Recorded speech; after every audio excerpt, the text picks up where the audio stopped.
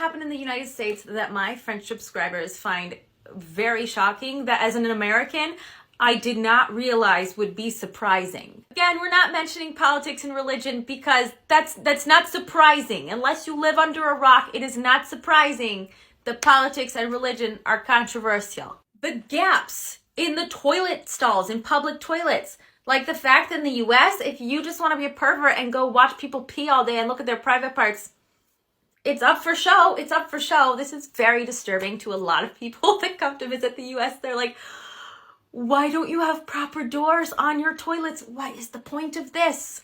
What is the point? The current running theory that is most popular among my French subscribers over on my French YouTube channel is that the designer of American toilets is just a huge pervert and he got a kick out of this. Adoption system. Now, I think most of us who are on TikTok are kind of more aware now about a lot of the problems that come along with adoption. But for years in France, they have had documentaries on TV about how Americans treat children in the private adoption sector as if they were cattle, buying and trading them, basically comparing it to human trafficking. And at the time when I first moved to France 10 plus years ago, I was so surprised because I'd grown up in one of those Christian homes that was like, if you adopt children, you're basically a white savior and you're doing them an amazing thing and they should just be grateful, right? So, I have been educated since, but this is something that French people have a hard time understanding because the whole system to them, obviously adoption exists in France, but they have many more laws in place to protect children from being sold and advertised on Facebook. I still can't believe that it is legal to advertise for some total stranger, some rando to come adopt your baby on Facebook.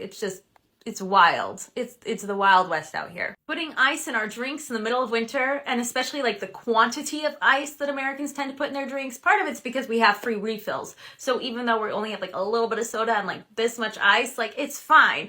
But in France, you do usually have to pay for refills. I don't actually know of anywhere that I've ever been that you didn't have to pay for refills.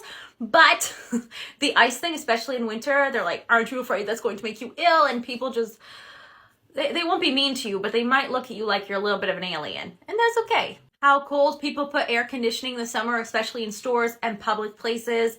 They're like, it is 90 degrees outside. Why do I also have to bring a coat with me or a jacket just in case I go to a store and it's like 55 degrees? Why are people putting stores that cold? Why do I need a jacket in the summer? And I think that is a fair critique. I do love air conditioning, but like all things in moderation.